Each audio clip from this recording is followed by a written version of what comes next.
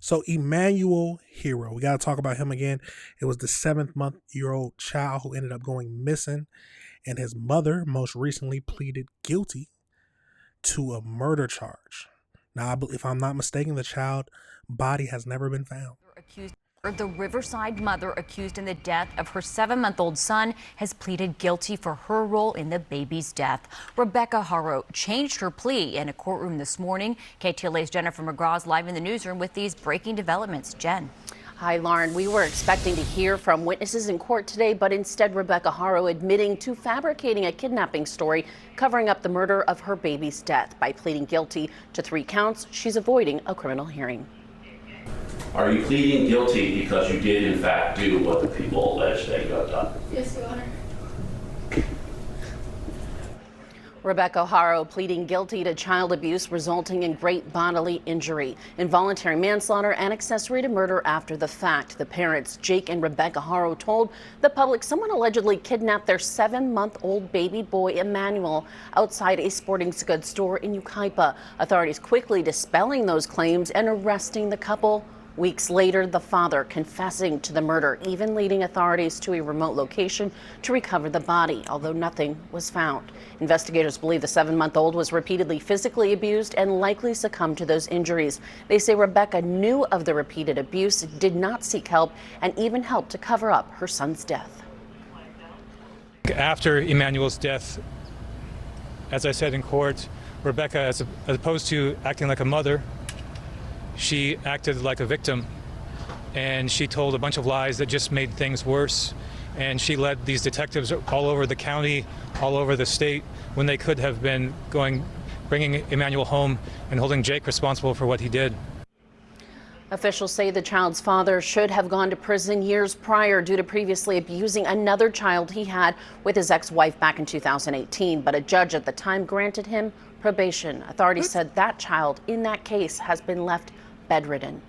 Baby Emmanuel's body has never been found. Prosecutors saying today they believe the father knows exactly where he is. He's been... Okay, we got to pause it for a second. So you mean to tell me that the judge let this man go off on probation the first time when he abused the child so bad that it was left bedridden? And we're surprised that he does it again?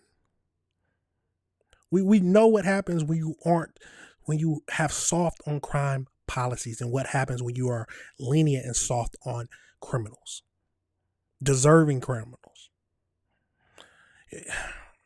Could this have been avoided? We don't know, but in general, he should have been locked up for the first time. But let's keep going into the show. Sentenced to 32 years to life. Rebecca has been sentenced to 12 years and 8 months in prison. Lauren. Breaking. Now, let's get over into hear a little bit more details about what the DA feels about this. This morning, the mother of missing baby who was declared dead has pleaded guilty in his death investigation. Let's get to Mario right now, live in Riverside with the latest information. Mario. Hi, Roxy. Riverside County prosecutors say the big question remains, where is Emmanuel Haro? He was reported missing last August, and we learned his mother, Rebecca Haro, entered a plea agreement this morning, and she has now been sentenced to 12 years and 8 months in state prison.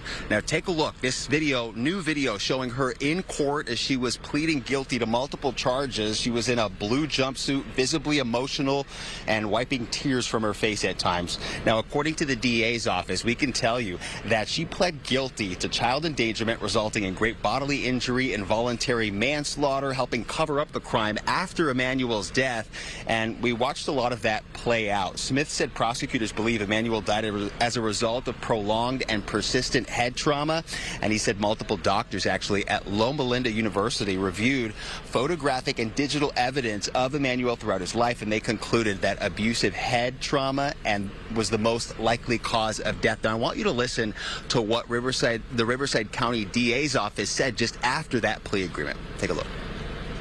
Rebecca Haro is going to prison because she failed as a mother. She may not have put her hands on Emmanuel, but she knew that Jake was, and she had a responsibility to intervene, and she chose repeatedly not to. The law holds parents, all of them, responsible. She failed, and she deserves to be where she is today. There's nothing satisfying about this case. I think the best we could hope for is to bring Emmanuel home, give him some peace, and we're not accomplishing that today. And we're not bringing Emmanuel back. This is the best the law allows in this situation. There's a tremendous amount of evidence in this case, and I want you to understand that these plea deals are not because of lack of evidence in this case. So what you mean? Why plea deal in the first place? Well, what's the point of giving her a plea deal if you got a bunch of evidence and you can get her to serve a greater time than she is currently up for? And then a lot of people might say that she was likely abused by him, and it's possibility she was. But I don't know if this sounds heartless, but you still need to, I think you got to step it up and protect your child at all costs. If your husband is abusing you and the child, go seek help. If your husband is only abusing the child and you're just standing by for fear for your life, go seek help. And if you do nothing and let it happen, you got to face the punishments that come from it. At least that's my thinking, but let me know your thoughts. Let's finish this video up.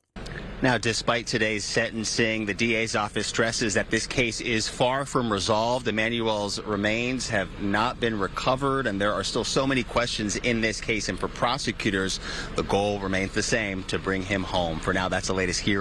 Yeah, he has still not been brought home. That's the most tragic thing we can hear. But let's go over into an AI breakdown just to find out a little bit more information about this whole situation. So, as we know, she pleaded guilty on May 29th in California. Her plea agreement directly bypassed a scheduled preliminary hearing that was intended to determine if she would face a trial for the murder of her 7-month-old infant, Emmanuel Haro. Under the terms of the negotiated plea deal, the original murder charge against her was bypassed. Instead, she pleaded guilty to 3 specific charges: involuntary manslaughter, felony child endangerment/abuse, accessory to murder after the fact. Immediately following her guilty plea, she was sentenced to 12 years and 8 months in state prison. The case initially began in August 2025 when Rebecca falsely reported that to the police that the baby Emmanuel had been kidnapped. She claimed that she was knocked unconscious by an unknown assailant while changing the baby's diaper in California parking lot. Investigators quickly discovered the inconsistencies in her story, leading to her arrest along with her husband. Prosecutors stated they did not have evidence that Rebecca physically struck or shook her child. Instead, she was held legally responsible for sins of omission. Forensic medical experts noted that Emmanuel suffered from a progression of severe symptoms, including limb shaking and seizures, resulting from persistent abuse, head trauma inflicted by the father. Rebecca knowingly failed to intervene and failed to seek medical care and actively help execute the cover-up. Baby Emmanuel's body has never been recovered. They noted that the district attorney noted that while Rebecca's plea provides legal accountability, it does not offer closure, as prosecutors believe only the child's father knows the location of the remains and has refused to cooperate. Remember, he gave them a location, but the baby was never there. He obviously knows where it is, and maybe it's only my thoughts that if the baby's body is found, more charges can come about. Definitely for him, but might even have some charges for her. But her husband, Jake, previously pleaded guilty to second-degree murder, child assault, and filing a false police report. And he was sentenced in November 2025 to 32 years in prison. So let's hear more about the father's past. So we got the past charges for the husband, Jake. So in 2018, a child cruelty conviction. He was convicted of a felony child cruelty in 2021, stemming from a 2018 arrest after brutally beating his 10-week-old daughter from a previous relationship.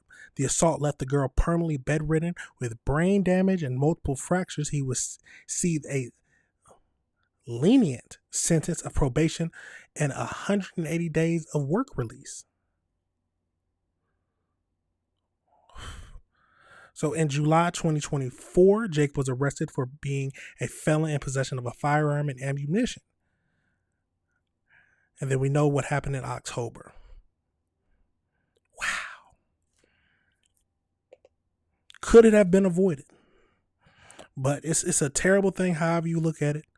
Hopefully he finds it in his heart to exactly show them where the body is buried, but most likely we never know. But we will keep up with this to see if he tells us anything. But overall, let me know your thoughts and let me know if you disagreed with anything I said. It's a tragic case.